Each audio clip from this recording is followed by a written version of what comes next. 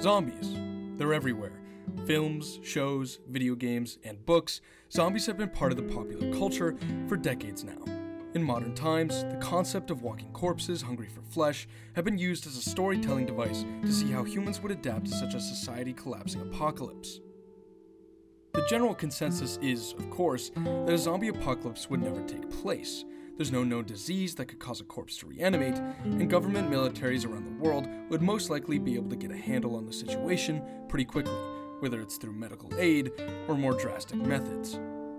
However, as popular culture has time and time again tried to innovate the zombie virus origin story, some writers have looked towards real-life examples of zombification, one of the most prominent being the cordyceps infection from The Last of Us. The cordyceps disease is a fungal infection that roots in the host's brain, causing the host to act to the cordyceps' favor and spreading the infection further, severely altering brain function. Today we explore a similar but different possible form of zombification that exists in our current reality right now. This is a look at the zombie deer.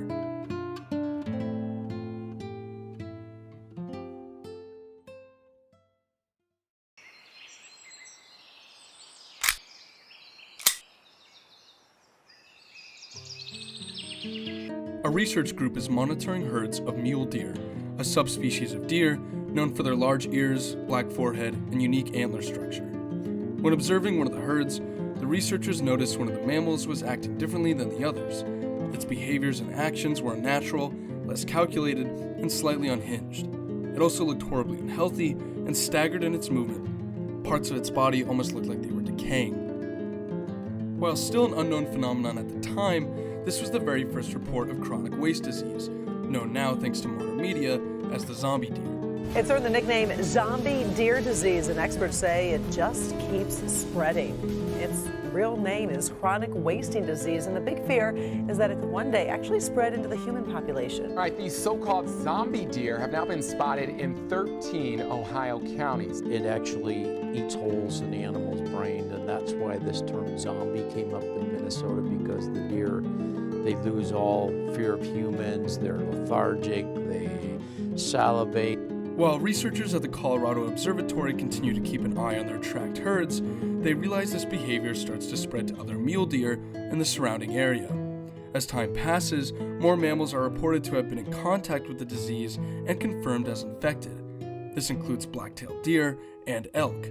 By the late 1970s, chronic waste disease is confirmed to be what's known as a transmissible spongiform encephalopathy disease, more commonly referred to as a prion disease. Prion diseases almost seem like a plot for a science fiction movie or a zombie apocalypse plot. They are extremely rare, progressive neurodegenerative brain disorders that so far have been able to target both animals and humans. When the disease is able to cause a successful infection, it's able to actively affect the brain functions of its host and slowly decay the body over time. The disease is always fatal and progresses very rapidly after a long incubation period. It can spread by either ingesting the infected flesh of a host or by coming in contact with an infected host's body fluids, most prominently saliva. Chronic waste disease specifically was originally thought to be only spread within herds of mule deer. This was soon proven false after reports came out from both Colorado and now Wyoming that herds of elk were infected. However, in both of these states, the confirmed infected hosts were all from captive research facilities and not in the wild.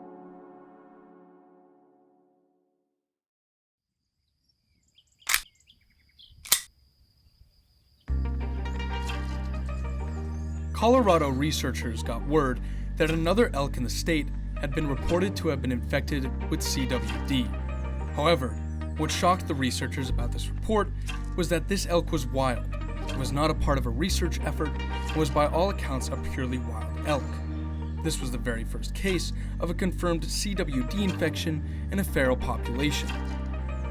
Fast forward to 1985, and now both Colorado and Wyoming have confirmed reports of wild mule deer being infected with CWD. It's clear the neurodegenerative disease was spreading to wild populations and jumping to different mammals with ease. The CDC recommends setting up an endemic zone in these areas to monitor and control the outbreak. By the time the 90s rolled around, captive populations of elk and mule deer were reported as infected in new locations, including Saskatchewan, Canada, Oklahoma, and Nebraska. At the end of the decade, Saskatchewan, Canada reports wild herds of deer-like mammals, known as cervids, have been confirmed to have come in contact with the infection.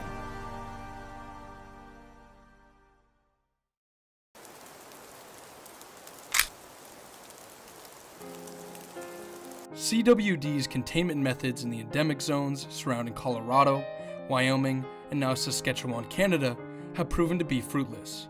As the years pass, more and more states start reporting wild populations of deer have come in contact with and have been infected with CWD. As of present day, 21 states and 2 Canadian provinces have confirmed the disease is now infecting their wild populations of deer, with new confirmed subspecies such as red-tailed deer being infected. The rate at which the disease spreads and jumps from mammal to mammal is concerning, and the media takes grip of the story. What's even more concerning is that the recent studies have shown the disease could possibly make a jump to humans. While there are no confirmed cases in humans now, researchers have been able to prove that certain primates can actually become infected after eating the flesh of an infected cervid host. There's not a great amount of information regarding a possible outbreak of a prion disease in the human population. There's no current treatment or vaccine for either human or non-human infected.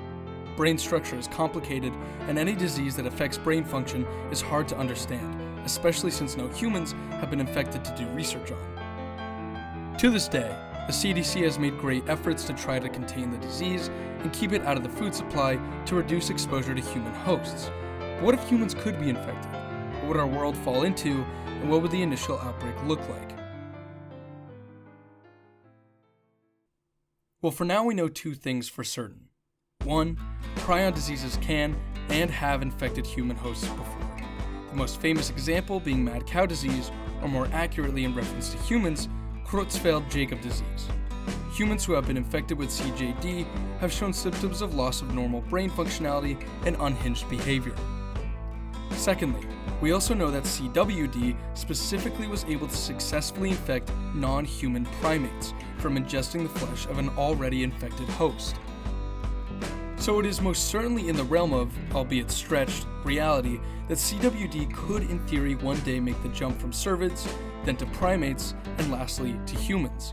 But how would it start? Most likely, the initial outbreak would be caused by infected meat making its way into the food supply chain. Even more likely would be an infected deer killed by a hunter whose meat would later be eaten by the same hunter or even possibly others. From here, assuming CWD could evolve fast enough to jump from primates to humans, the infected human would most likely be infected for months without even knowing or experiencing symptoms. While CWD does progress very rapidly and is always fatal, it has an exceptionally long incubation period, sometimes up to a year in some deer hosts. Even if months down the line the infected human started experiencing symptoms, there's so little information on the disease in general, medical professionals would be stumped to first outline the cause and then a solution. As mentioned before, there's no known cure, treatment, or vaccine for CWD or prion diseases in general. All it would take would be one infected individual to go unchecked throughout the entire incubation process and start experiencing the symptoms to act irrationally and creature-like. If provoked enough by another human, the irrational host could possibly cause a fight, and body fluids could be exchanged to lead to another infection. This pattern continues until the population of infected rises exponentially over time.